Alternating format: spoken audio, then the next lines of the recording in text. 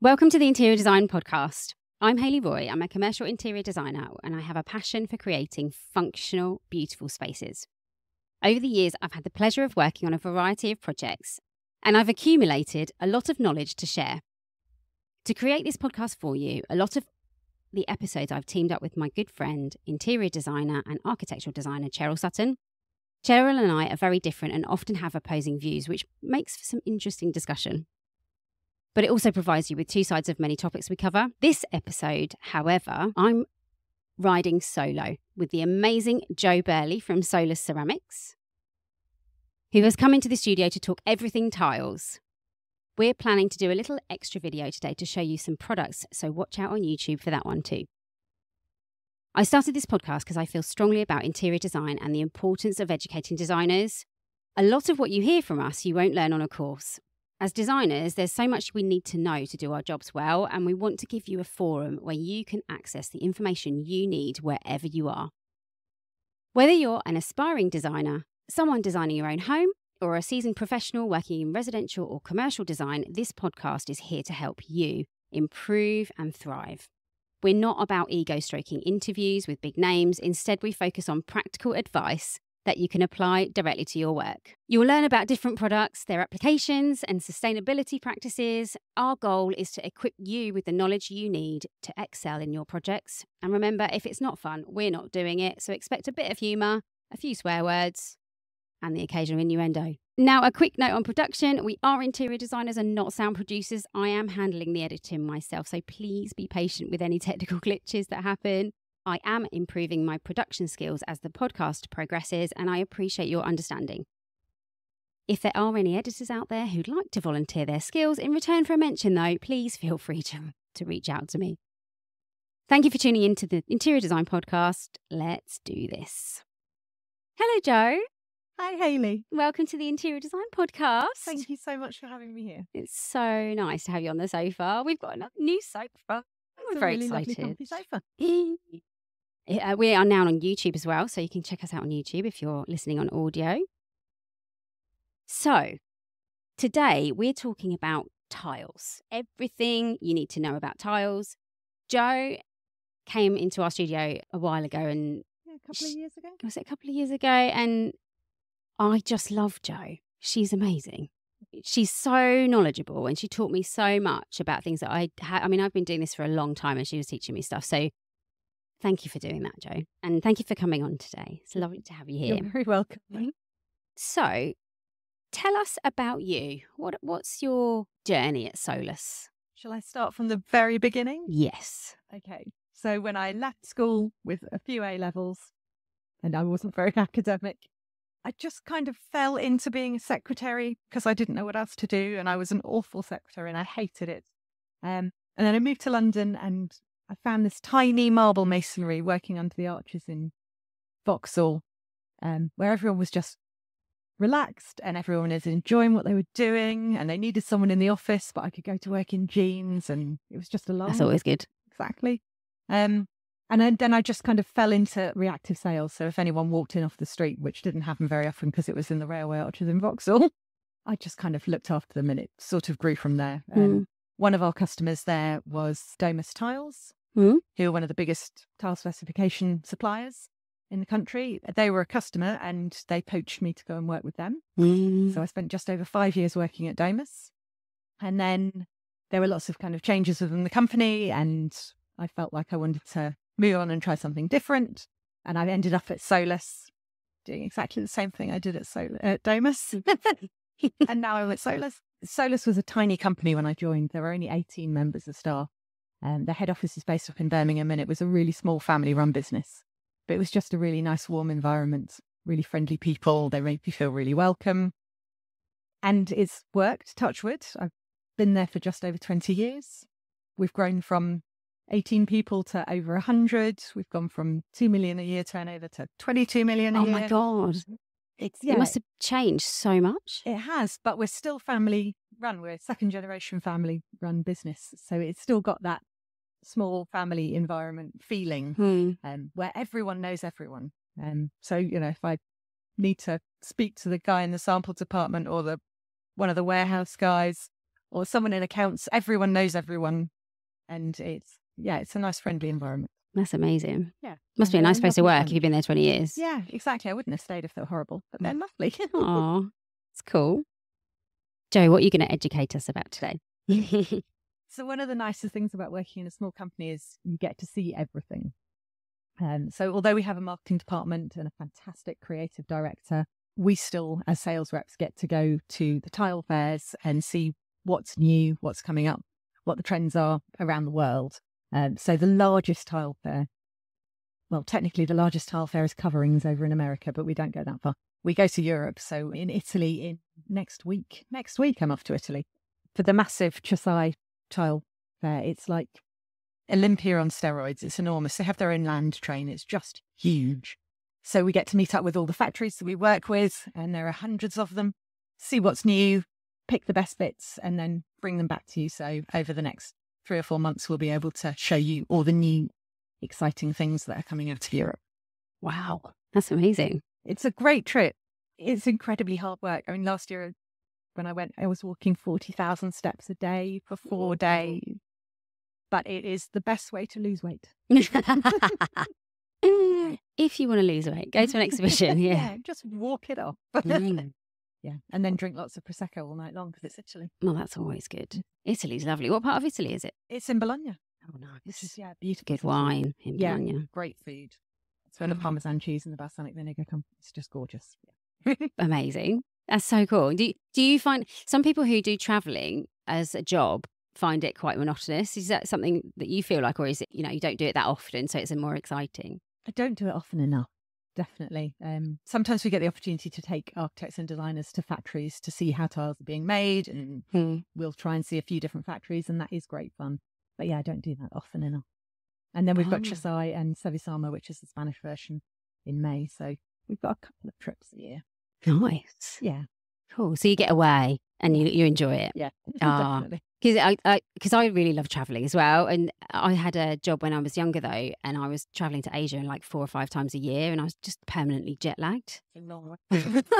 Then it was like, it got really, I think I did about 10 years doing that, and it got really difficult in the end because I was just like, oh, no, I'm going to jet lag again. That's a really long flight, at least it's only a couple of hours. Yeah, if you're in Europe, it's lovely, isn't it? So let's talk about tiles. So what are the basics about types of tiles that are available in the industry? If you split up man-made tiles from more natural things, so your limestones, marbles, terracottas, natural stones, and just stick with tiles, generally you've got 2 types, porcelain tiles and ceramic tiles. Mm-hmm. Porcelain tiles are much harder. They're fired at higher temperatures, so they're frostproof and stain-proof and indestructible. They're man-made granite that's produced in a couple of hours rather than a couple of millennia. But they're as tough as nails and they will last forever. So they're an incredibly durable, inert, sustainable product that will outlive all of us. Ceramic tiles aren't quite as strong. Basically, they're a glaze that's man-made on top of a clay biscuit base. They're fired at kind of 800-900 degrees, so they're not quite as strong. They're a little bit easier to work with. So, for example, if you were doing lots of wall tiling but needed to put in lots of holes for PowerPoints or shower heads or whatever, it's easier to work with a ceramic tile and cut holes in it than it is to work with a porcelain tile. Having said that, the tiling contractors these days are very experienced with both, so you shouldn't really ever have an issue with cutting holes in tiles. But yeah, porcelain tiles definitely stronger. Generally, porcelain tiles are bigger. So ceramic tiles, you can go up to 300 by 600, 300 by 900 probably, but not much bigger than that. Porcelain tiles, the largest you can get is 1.6 by 3.2 meters. So we can go from really small to huge. Generally, when you get over about 1200 mil square, tiles they'll change the way they make them. So smaller format tiles, they grind up all the aggregates, the pigments, the powders, the feldspar, sand, and everything they're going to put into it. It's like a cake recipe. They grind them up into a really fine powder, press them into a mould, pop them out and fire them. When they get to the really large formats, they roll them out like a giant sheet of pasta. So they just keep rolling someone made a 7-meter long tile once just to see if they could. But for practical Amazing. purposes, you stopped at 3.2 meters because that's what fits in a lorry.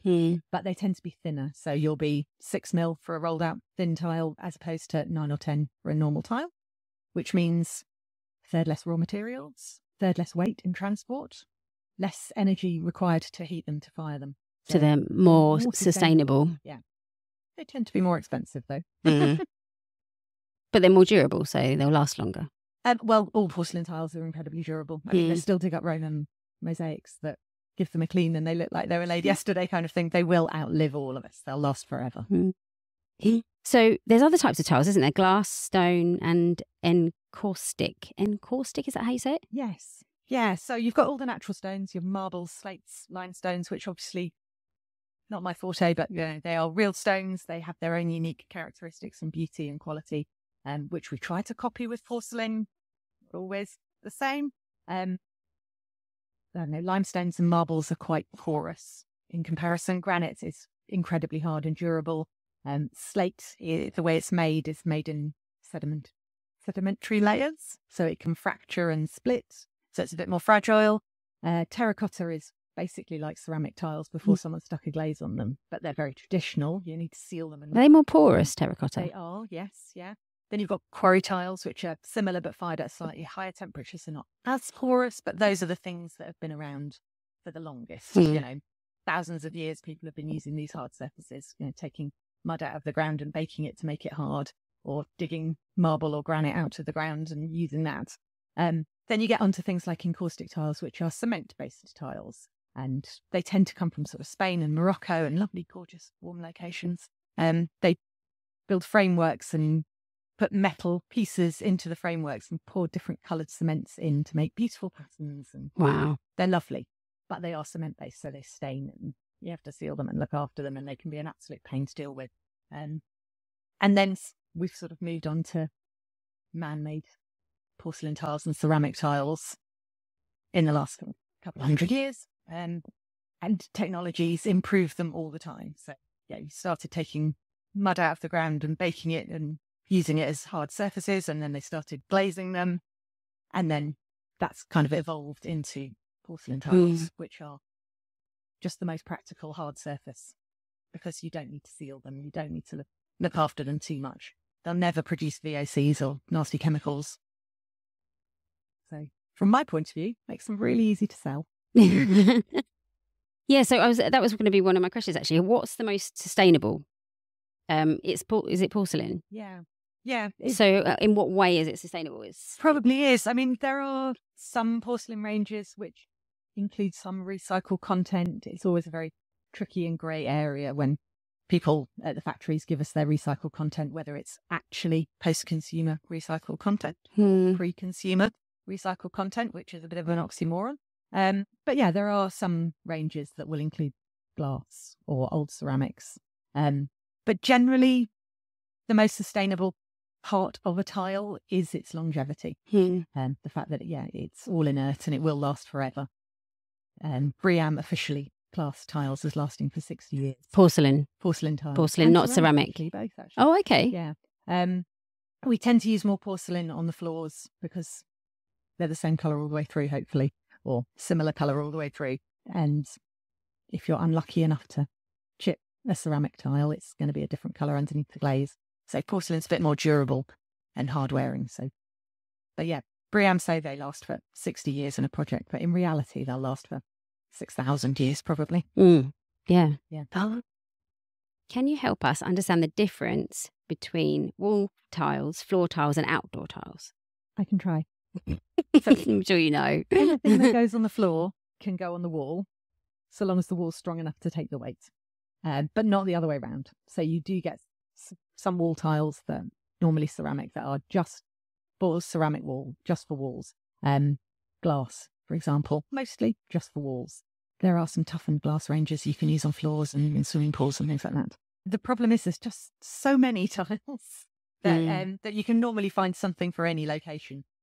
The biggest issue is always slip resistance. So you obviously don't need that for the walls, but for the floors, we always like to know what areas you're tiling to make sure you've got the right slip resistance for that area.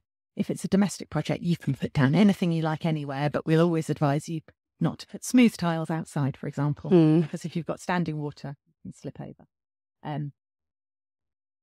Should I mention things like slit ratings, R ratings and pendulum tests? Definitely. So the European slit ratings are the R ratings, if you're wearing shoes, between R9 and R13.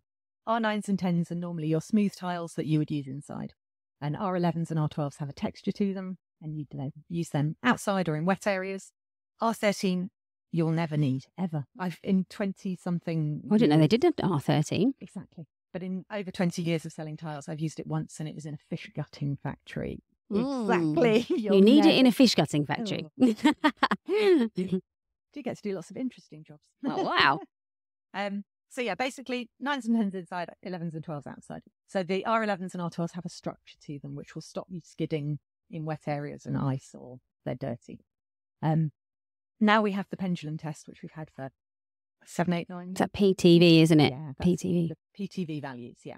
So again, they're measured for barefoot or shod-foot areas in the same way that the R ratings are. So with the R ratings, you've got R9 to R12, anywhere where you're wearing shoes. And the barefoot version, which is tested in the same way, is A, B or C. Then you've got the pendulum test, either barefoot or shod-foot, and it's just a rating between 0 and 150. And pendulum is a portable machine, which makes it handy if you ever need to take one to site. It's a friction test, so an arm kind of swings over a tile, a rubber stopper on the end of the arm, hits about 8 to 10 centimetres of tile, and it's the friction that slows it down, and it gives you a number at the end. So anything over 36, so 36 to 150, is classed as a low risk of slipping surface. But there are no rules that say what goes where. And you said there's a shod foot and... Barefoot. Yeah. So what's the difference? So obviously barefoot is barefoot. Yeah. So if you're tiling a kitchen or a shod as in shoes. Yeah, got it. Yeah. And then you need different results if you're in the bottom of a shower or around a swimming pool barefoot. And like I say, every job is different, so we will need to know who the client is, if it's open to the public, if your floors are flat or slopey, how many people you expect to go through buildings, if you're inside, outside, where you're tiling, things like that.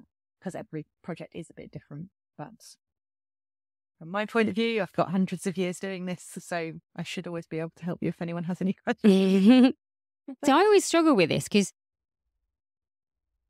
So I know I generally will I will over-specify because I'm kind of being cautious. So I always go like R11 if I can in a toilet. But you don't need that, do you? You only need R10. Exactly, yeah. In like a commercial toilet. Yes. If you put an R11 down, because you've got the structure, it's going to be harder to clean. And if you're walking on dirt rather than on tiles, it's going to be slippery. Even if it's structured, if it's covered in a layer of dirt, it will be slippery if it gets wet. So more slippery, yeah. So you don't want to over-specify. Okay. Like, do you know what I mean? This is why I'm doing the podcast, because I just don't know everything. And I know I don't know everything. And I can't possibly know everything. You can't possibly know. And I think the best thing for me is whenever I am specifying, I just call the people that I know. So I've been able to call you over a few projects and go, I'm doing this and this one's okay, right? and I think that's what's important to do, is just to check with the supplier to make sure, look, I'm putting this in here. Is this going to be all right? No matter if you've spent 6 months on an interior design course or 7 years training to be an architect, both of you will have to deal with so many different things in your job. You have to choose lighting and soft furnishings and hard finishes and deal with electrics and heating and ventilation. You've got so many different things that you have to deal with. If you have a question, speak to someone who has one thing to deal with. Yeah, and I remember, because I came from a background of commercial furniture fit out, and we used to do a small part of interior design as part of our pitch to sell furniture. And I worked with a lot of interior designers, and I always remember kind of going, well, that I used to go back to people quite a lot and go, well, that's not going to work, because someone had drawn something, and I remember someone did something for Glen Eagles Hotel that we made, and we went back to the designer and said, I know you've spent a lot of time making these drawings, but this is going to be really uncomfortable. So and I always remember thinking, when I started the business, I decided that I was always going to collaborate. because nobody knows the product better than the people who are making it. And I think that's really important for designers to remember as well. And I think a lot of people kind of go, right, I've got to know everything. You can't possibly know everything. So, rely on the people that do know and work with them. So just to summarise, the wall tiles, floor tiles, outside tiles are ratings and PTV 36 ratings. Yeah. R9 is the lowest R number. Yeah. And that one is for internal dry areas that aren't open to the public. R10. Slightly more texture, still going to be smooth for internal dry areas that are open to the public. R11. Going to start having a bit more structure. So wet areas, external areas, potentially pool surrounds, although you'd need the it's like a shower to go with it. Bottom of a shower. Absolutely. R11. Yeah. Anywhere where you've got standing water. R12. Basically the same as R11. It's just a bit more structured. And R13 is for fish gutting factories. There we go. No, I don't use. I reckon you probably use it in places like abattoirs and things like that. I bet they do stuff like that. Yeah, canning factories maybe, food production if they've got. Yeah, I'm sure there's architects who specifying things like that. Specialise in these interesting areas, yes. I don't think the fish gutting factory is going to invite me to go in and interior design. No, possibly. But I would love that. I'd love to do the toilets. There's some really cool fish wallpaper. Brown McKenzie do an amazing one, which is like a really good toilet wallpaper. And I'm waiting to do a fish restaurant. I'm like, if there's any fish restaurants out there, please get in touch with me because I would love to interior design your toilets. Just saying, putting it out to the universe. Do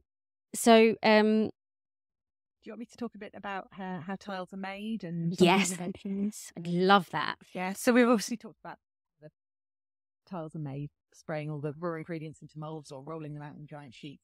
But a lot of the factories now are becoming a bit more sustainably minded and a bit more eco-focused. We work with one factory who are B Corp certified, which is great. Can you explain what B Corp certified means? I can try. Sorry. B Corp is kind of a holistic approach to generally being a really nice company. So it doesn't just look at what you make or how you make it or where you buy your raw ingredients from.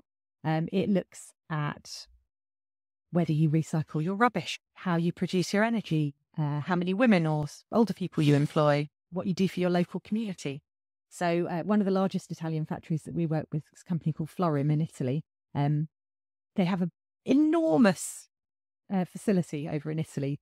They have great big auditorium in the middle of their building for exhibitions and things like that. But wow. They give that space over to local schools and universities to use. They provide buses so their staff can get to work without having to drive. They produce all their own electricity, obviously, because they've got photovoltaic panels on the roofs, and the roofs are massive. And any excess energy they give to the local community. So it's things like that tick B Corp boxes. There's something ridiculous, like 140 different boxes you've got to try and tick to achieve B Corp status. So very few people have got it. We've got 2 tile manufacturers that we work with who have B Corp. They must be they're big companies, aren't they?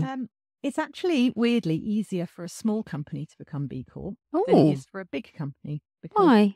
You have less involvement with outside resources and other things going on. So if it was you and more control. If you did something like a mini wind turbine or photovoltaic panels to make your own energy and you had some recycling bins, it would probably be easier for you to get B Corp. Oh. Whereas big... I just assumed that it would be like the big corporations that would had the time to be able to do the exercise. Well, yeah, there is definitely time involved in doing the exercise. But yeah, when you have thousands of employees, it's a bit harder to... Interesting. Minute boxes that is probably. So the previous episode that we had on the Interior Design podcast with Hannah Temple about regenerative interior design, we were talking about all of this and sort of how do you know? Like, how do you know if it's a good product to specify? Like, there's so many things. So B Corp sounds like it's a good regulation to be following. It sounds like that sort of thing will probably grow. Yes, and there is a European equivalent called EMAS, which is not EMAS, EcoVadis. There's so many certifications. EcoVadis is a European holistic approach to looking at companies as a whole. Mm. So a lot of our factories have EcoVadis as well. But we also speak to them all about whether they've got ISO certification. So ISO would cover sustainability as well, would it? ISO is more to do with internal processes within companies. I thought it was a quality thing. Yeah. Is it more quality? Yeah. Yeah, quality control. I sell tiles, Hayley. I know, but I'm a geek. I just want to know everything. I'm trying. What I'll do is put some show notes in of these companies that we're talking about, the ISO and the B Corp, and just make sure that there's a link in there. But the big one these days is EPD. EPDs? Yeah. So What's EPD is the Environmental Product Declaration.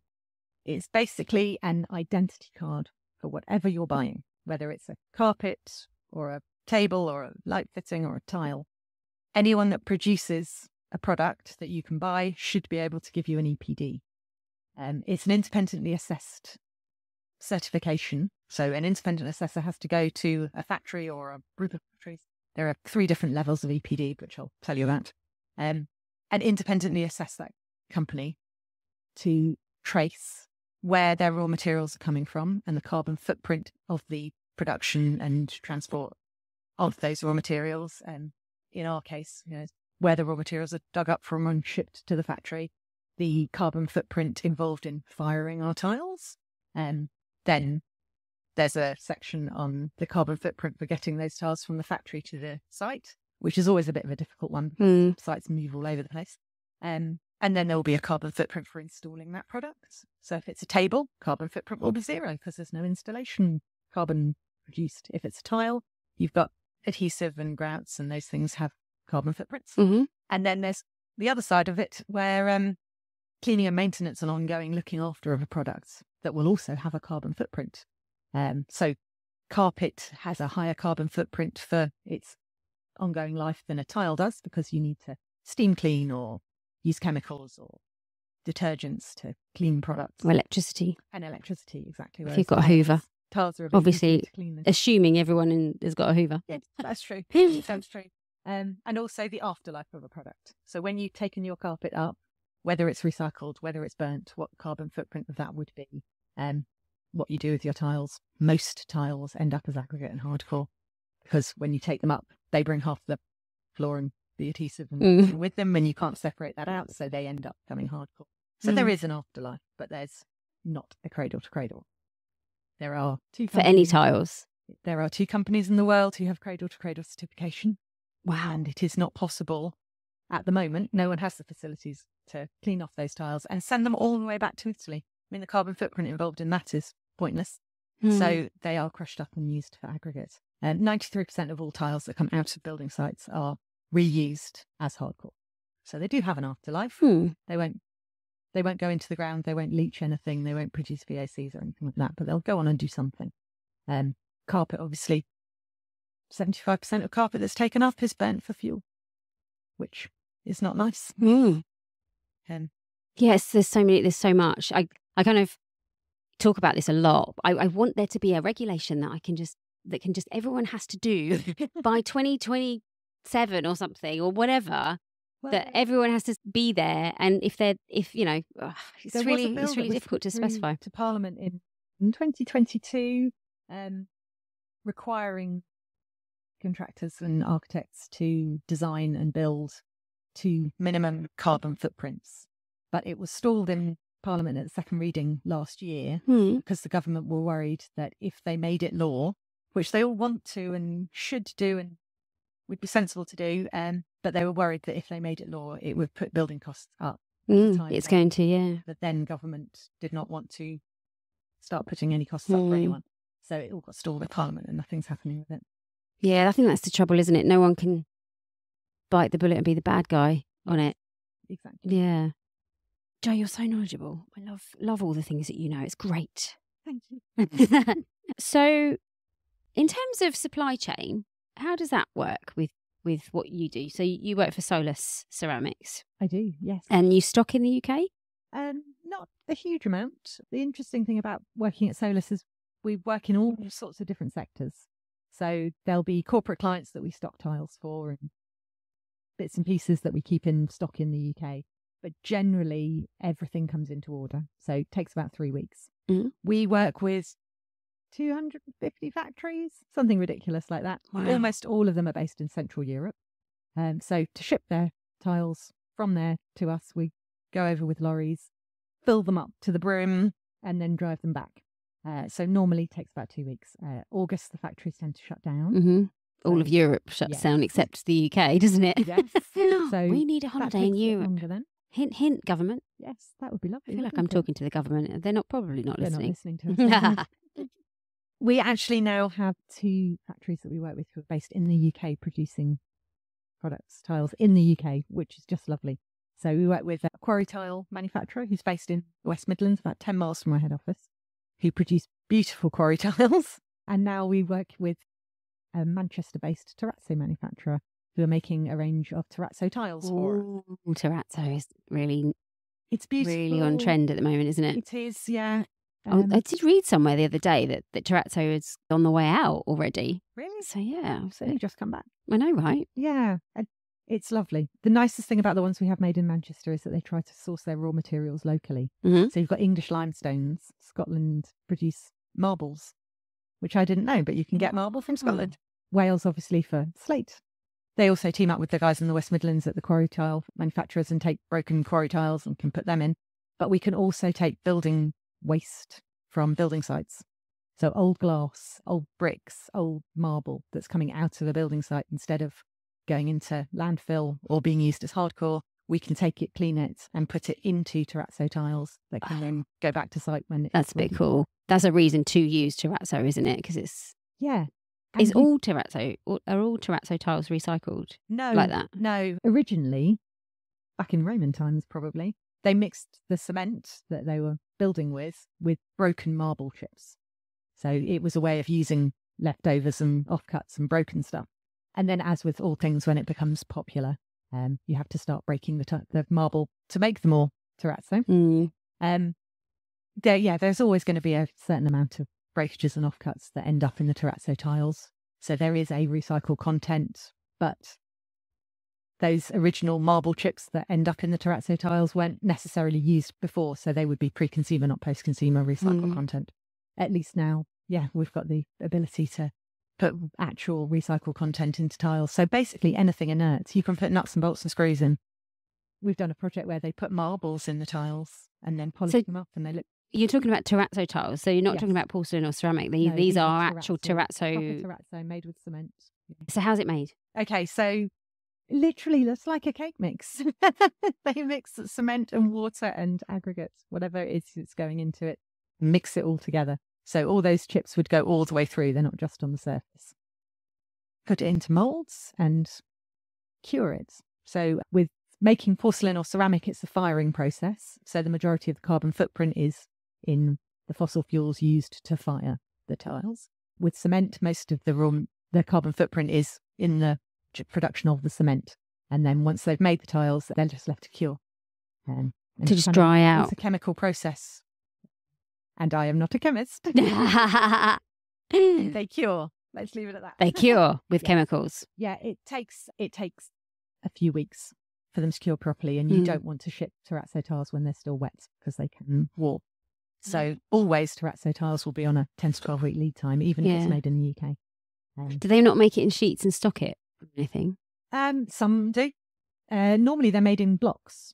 Ooh. Like natural stone is quarried in big cubes. They make terrazzo in blocks and then cut them so that... A bit like a slice of bread. Yes. Yeah, but that way you can have a 20 mil thick or a 30 mil or a 50 mil and it's all cut to order. And then you can cut your sheets into 30 by 30. It's like having lots of cakes, isn't it? Yes. Lots of cakes that you're just sitting in there and then you cut it when you want to take one off. Don't talk about cake. Oh, do you want some cake?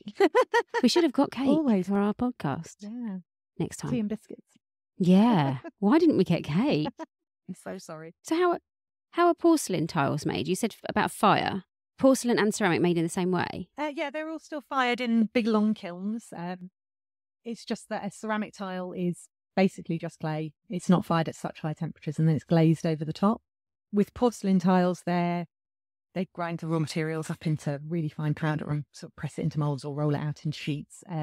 Sometimes they're the same colour all the way through, whether they're kind of stony looking or plain colours. Sometimes they're glazed and printed on the surface, but it's glazed in porcelain on porcelain, so it won't wear off. But all your marble veins and wood effects and metallic effects, they're all a print surface, a glaze that's gone on top of a tile and then it's fired. How thick is that glaze then? Is it really It's really thin. Thin, yeah. Yeah, really thin. So if you hit it with a hammer and you're unlucky enough to chip the surface, ideally you want, on a glazed porcelain tile, you want the body of the tile to be as similar in colour to what's going on the surface, so that you wouldn't really notice it. But hitting and breaking a porcelain tile is really hard. They're really dense. It's easier to break a ceramic tile. So in terms of what's the composition, so ceramic and porcelain tiles are made in the same way, but just from different materials? Yes, yeah. So ceramic is obviously more traditional and less ingredients go into it. With porcelain, they've been tweaked and refined over the years. To make it better. To make it stronger, yeah. Yeah, so you've got feldspar, you've got sand, got different pigments, you've got porcelain. So it's basically, ceramic is like the old-fashioned way of doing it, and porcelain is like the evolved. Yeah, it's a bit more advanced, definitely. Oh, that's interesting. But don't tell the ceramic manufacturers that. Because they definitely do produce beautiful, lovely things. Yeah. It's easier to get patterns and pictures and things. Like if you want designed tiles, like drawings or pictures or stuff printed onto tiles, then we'll print them onto a ceramic tile because it's easier to do. Okay. It's easier to print onto ceramic than porcelain because porcelain's harder and has to cure. No, it doesn't have to cure. Be fired? They would both have to be fired, honestly. Because printing onto tiles has been around for so long, you can imagine all the Moroccan blues and whites and all the pictures and stuff. Everyone's been putting pictures and designs onto tiles for a long time. And traditionally, they've always gone onto ceramic tiles. So although I could get a porcelain tile manufacturer to produce a bespoke tile, they just want thousands of square meters to bother to retool and do it. Whereas ceramic manufacturers, because that's what they do all day, every day, it's much easier to tweak a production line and throw in a few bespoke tiles and you can make smaller quantities quicker. Okay, that's interesting. How do you choose the right tile for different spaces like bathrooms, kitchens, living areas, commercial? What's your advice on that? First, we have to split it up between whether it's residential or commercial and whether it's walls or floors. So if you're doing a residential project, you can, in theory, use anything you like. I mean, when I moved into my house, we had polished shiny tiles on the bathroom floor, which are incredibly slippery and you'd never recommend it. But if it's your own home, you really can do whatever you like. As designers or suppliers, it's our job to recommend not to put shiny tiles around swimming pools or in the bottom of a shower.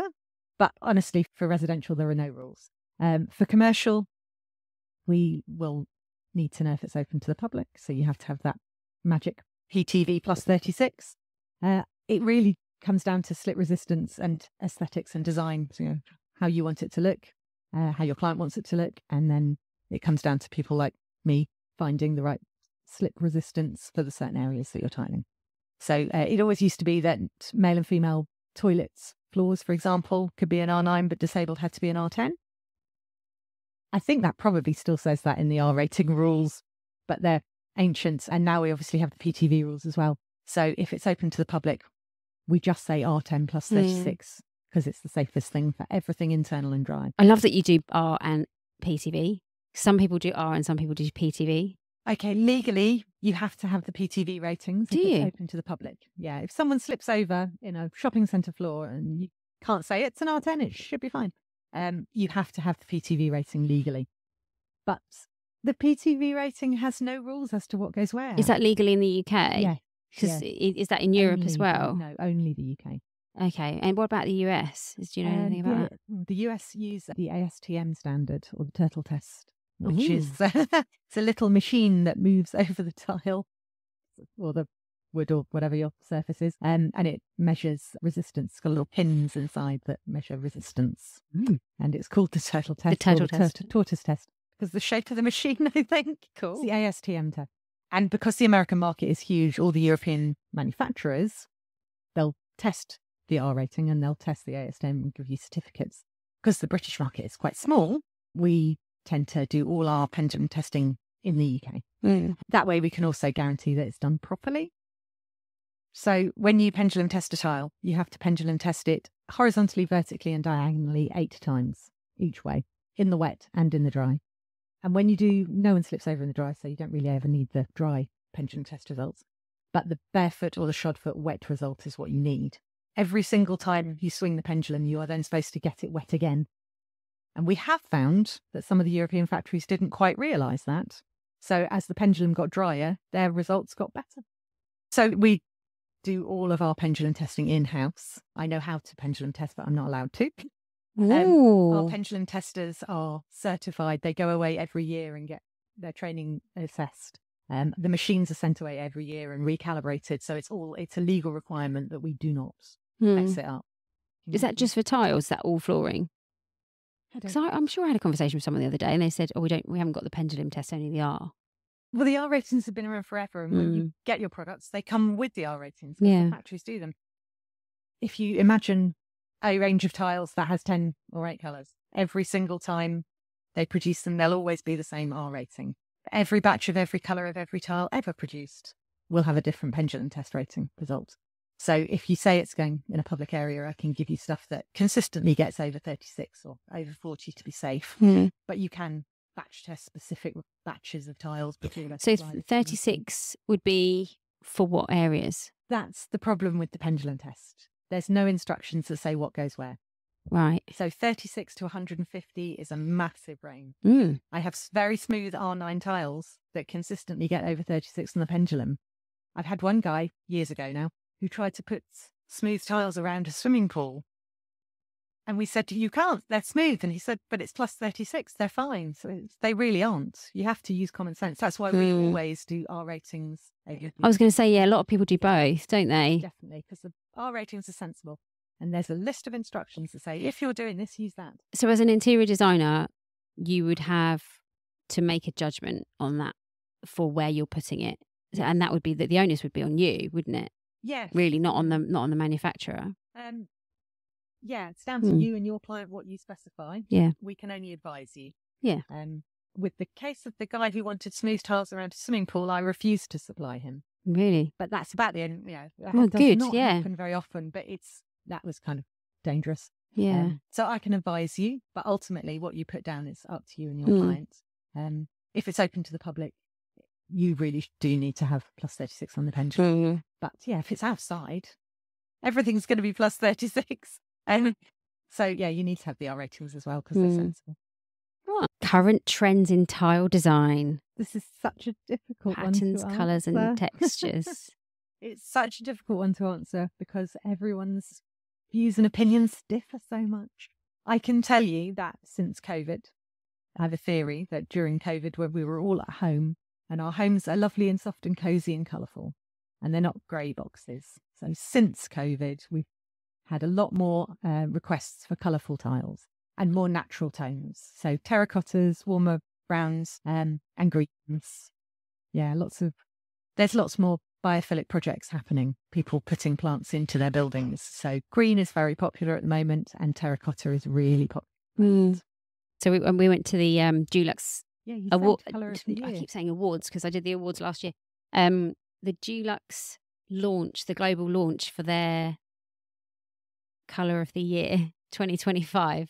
And it was called a colour called True Joy, which is very similar to these cushions. So I was quite chuffed because I was like, you're a trendsetter. You're ahead of the started trend. that. We did that with these. We ordered these cushions for the HRC last year. But yeah, True Joy. And it's a beautiful, fun, uplifting colour. But all the palettes that they did. And if anyone's interested to learn more about this, there's a reel on my social media of the event the other night with the palettes on it. And I'm actually going to ask my rep at Dulux to send me all the little paint pots and just do a little thing on the wall with it because the palettes are so different. Because this colour can be used with other colours of the same tone, or it can be used with really earthy colours. It's so versatile. Absolutely. And a lot of them were what you've just described: terracotta, really kind of natural colours and things like that.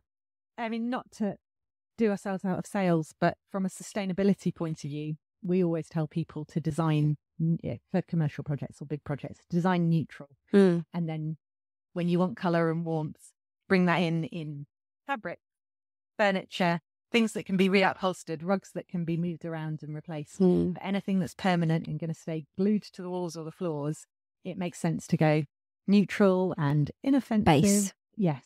Definitely. Because a grey floor tile or a white floor tile will go with your True Joy yellow. True Joy. The event was so inspiring. It was just brilliant. Lovely. And what they're saying is that we're taking a leap next year. Yeah. Like we've had COVID, we've had all these tough times over the last few years with Brexit and everyone's struggling with the cost of living. Everyone's been quite cautious. You really do need some True Joy in our lives. Yeah, and it's like taking colour. a leap, and it's about taking a leap into next year, and actually people are going to start taking more risks and being more bright and bold is the theory. So yeah, it was so good. I mean, I do sell yellow tiles, but yeah, great.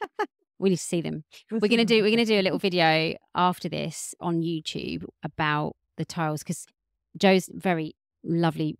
People who can hear this can't see this, but she's sitting next to a really cool board.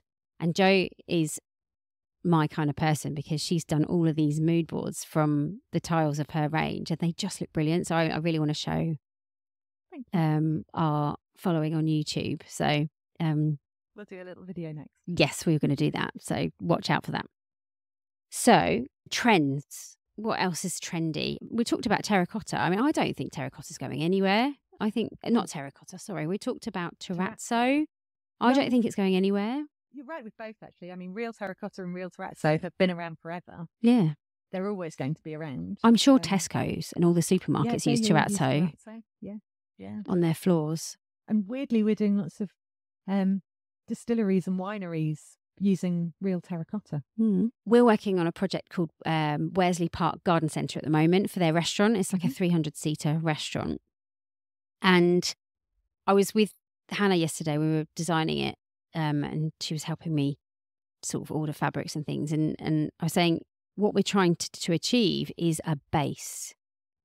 We're using the patterned fabrics and the stuff that's going to go out of fashion in a few years on cushions. And which will get worn and therefore need replacing anyway. Exactly. Or reupholstering anyway. Yeah, or they get pinched or whatever. And so in commercial. So the base build of the background of the building. Yeah, so the base of the design is all like browns and greens and dark kind of rich colours. Yeah. And then we've got wallpaper on the wall behind the fixed seating, which could be redecorated, for example. Yeah. But the redecoration will probably happen way ahead of the reupholstery, you know? So we've used materials on the upholstery that are 100,000 plus rubs. So it looks this like a faux leather that we've used a lot in different tones of different, but it's all very kind of neutral. It's like browns and tans and dark greens and things like that. And then we're going to put the tabletops in, I think it's going to be a tile top. Okay. There's one of our suppliers has just started doing a range of tiled tabletops with brass edges. It's awesome. Yeah. We're probably going to use something like that. And then like on the chairs, we're going to use I think we're going to do pops of colour. So we're going to do 5 or 6 chairs in yellow. Yes. We were trying to get yellow into it yesterday. We were like, we've got to get yellow into this scheme. It's like asking for it, especially after finding out about the colour of the year next year.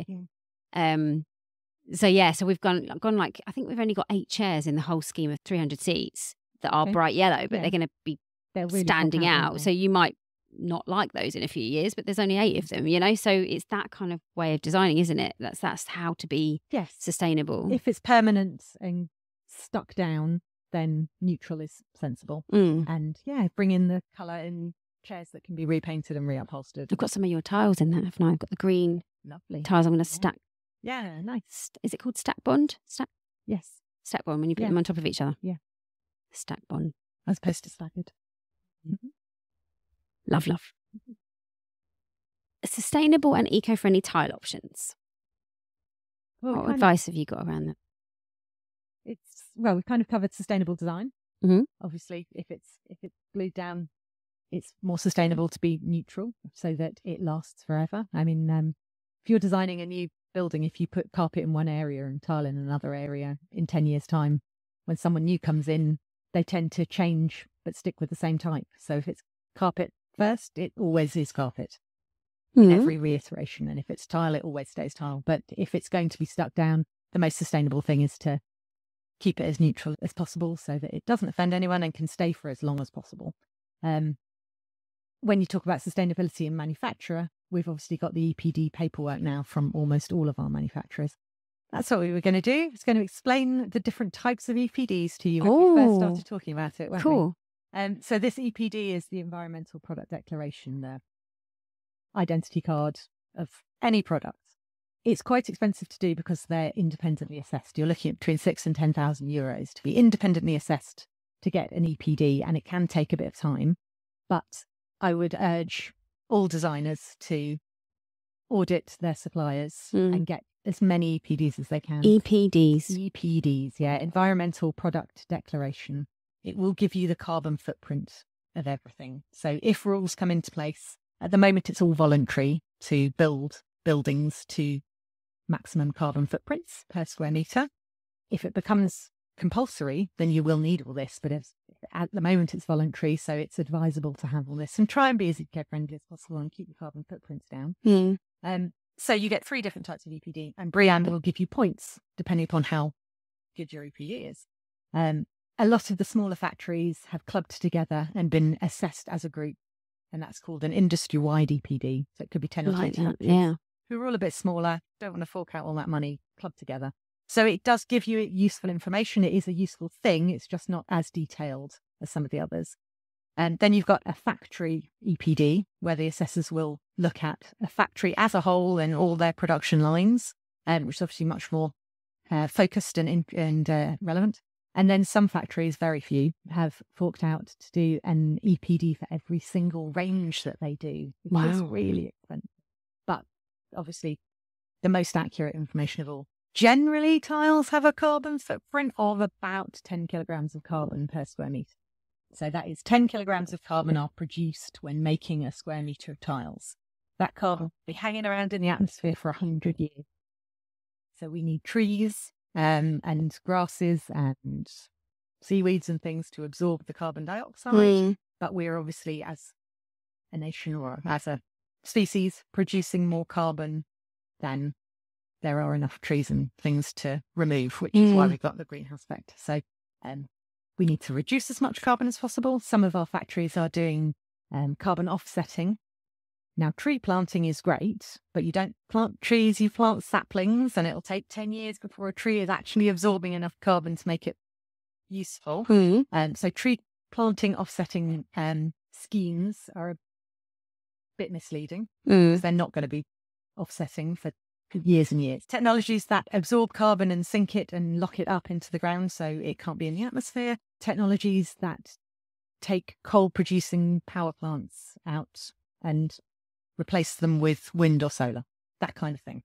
So technological advances that actually do some good. So we do have factories doing lovely things like that.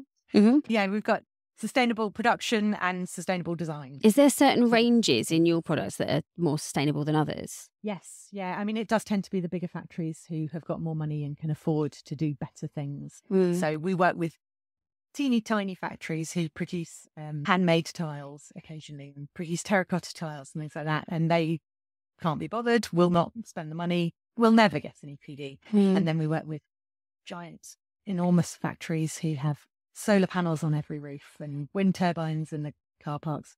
One factory built their own lake, so they don't take water from the local community, got their own water supply, and they are ready, so they don't take it away from the local community. Obviously, water is very. So, do they recycle that water in the same lake? Does it get used and used? Yes, yeah, and obviously topped up from the rain. But it also means that when they get round to moving over to green hydrogen manufacture, they've got the water there, ready to split it into hydrogen.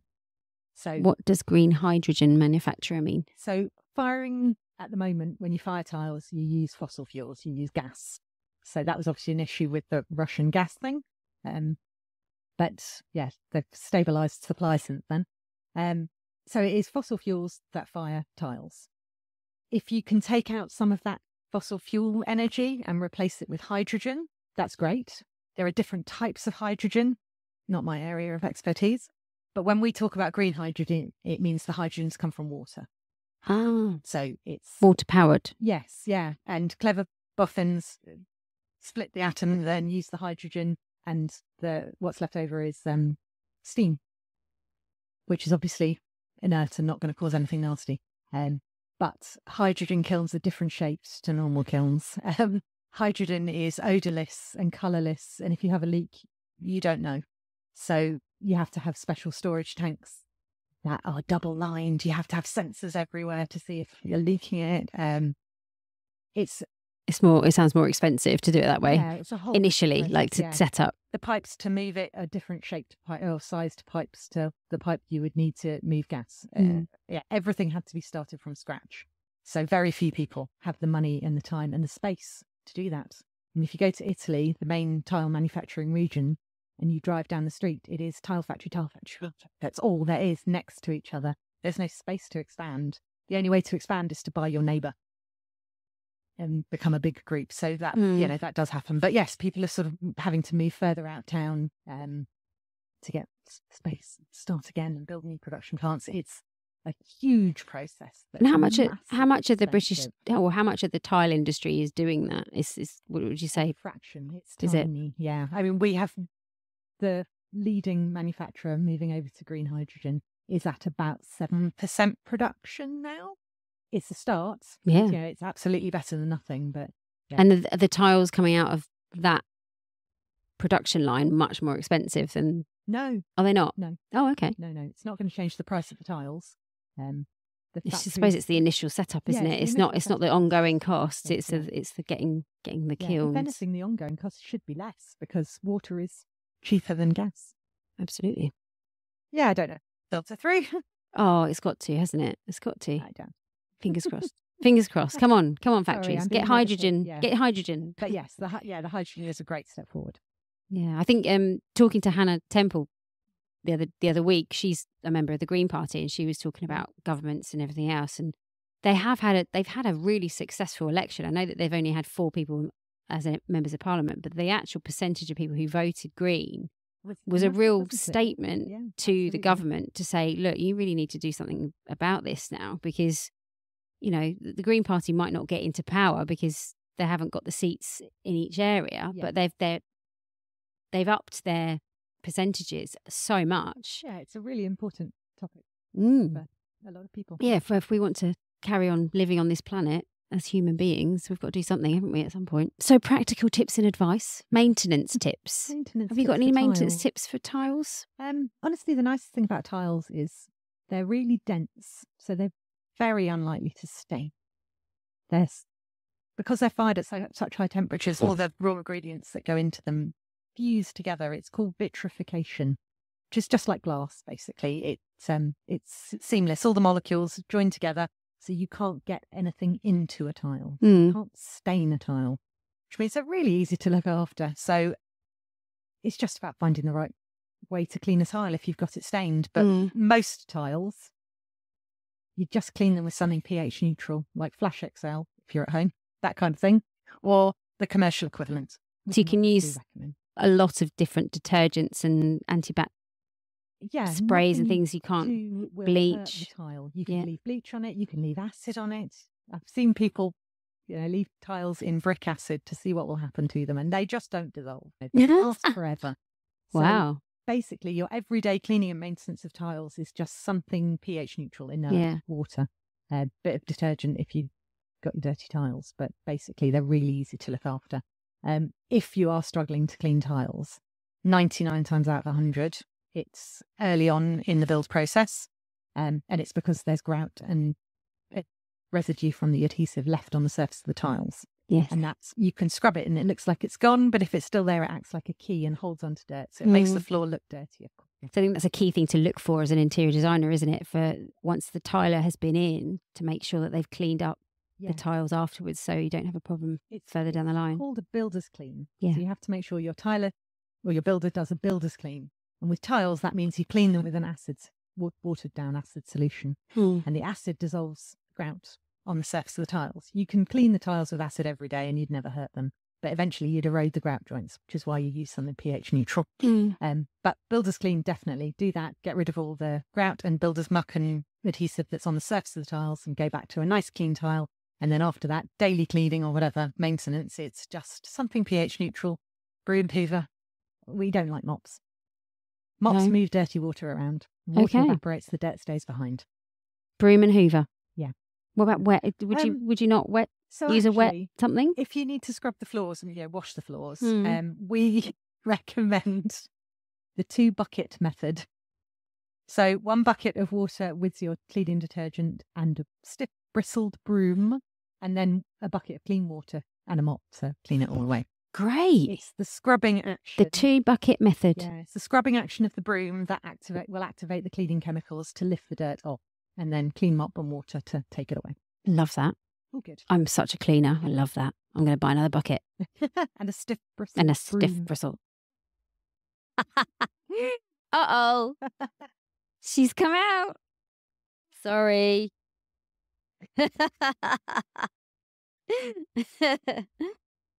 Okay, right. What we should about?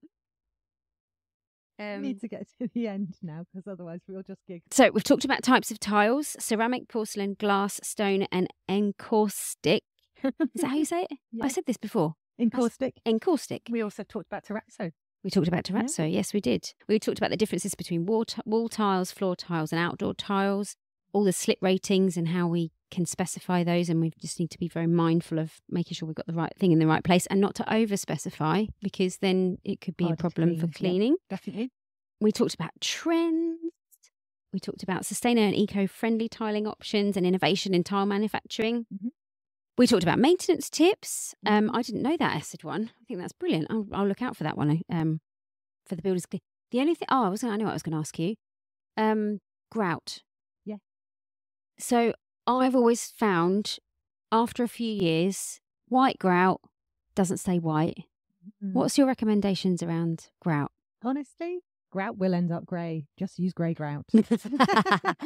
Yeah, you can get white grouts, you can get colourful grouts, but grout is a cementitious product. It's porous, isn't it? Porous. Yeah. Can you seal it? Grout joints are only sort of 2 or 3 millimetres wide generally. So I have seen a product that it's almost like a pen that you draw a sealant over it, but dear God, that would take days on a commercial project. So no. Normal cementitious grout is not as porous as it used to be. The new stuff, you're looking at about a 4% porosity. When I started, they were 23% porosity. Right, so it's got better. It is a lot better. You can also get epoxy grouts. So when I started doing this, epoxy grouts were horrible, smelly, nasty, difficult to work with. You had to wear a hazmat suit and ventilate the area. Now it's I've got a vision of you in a hazmat suit now. Oh, I don't tile. I know, but I just say it just popped into my head. So yeah, epoxy grouts are easier to work with, but a lot more expensive. You'd only really want them in a swimming pool or in a commercial kitchen. Normal cementitious grout we use everywhere. It is going to absorb water, so it will change colour. The only ways around that are to, I don't know, depends on the project, every 3 years or 10 years, acid wash the floor. Give the whole floor a good clean, like a builder's clean. And that will take the very top layer of the grout off and give you back the colour. What about bleaching? Can you bleach it? It won't get rid of the dirt. Really? No. Okay. If anything, it would dye it yellow. Yeah. Okay. I mean, you'd have to leave bleach on it, onto a white grout, possibly, to dye it. Yeah. Yeah, that's what we're going to do. Okay, good tip. Thank you. Yeah. It's basically just dirt, isn't it? You can't bleach. No. Yeah. Yeah, absolutely. That was amazing. Thank you so much, Jo. You are such a mindful of knowledge. It's so nice to be with you. Yeah, thank you. It's amazing. Thank you so much for educating our listeners. You're very welcome. I'm always here if you have questions, if you need anything. Thank you so much for being here. Thank you. So Harvey's joined us. Little monkey. Look, he's got on a proper poodle tail now. Oh, goodness. Have a look on YouTube if you want to see Harvey. He's beautiful. He's just been groomed. Thanks for joining us on the Interior Design Podcast. If you like this episode, please like, share, and leave us a review. We're on LinkedIn, Facebook, Instagram at interiordesign.podcast and on LinkedIn as Interior Design Podcast. We really value your feedback. If you have any ideas on any topics you'd like us to cover or people you'd like us to interview, please get in touch.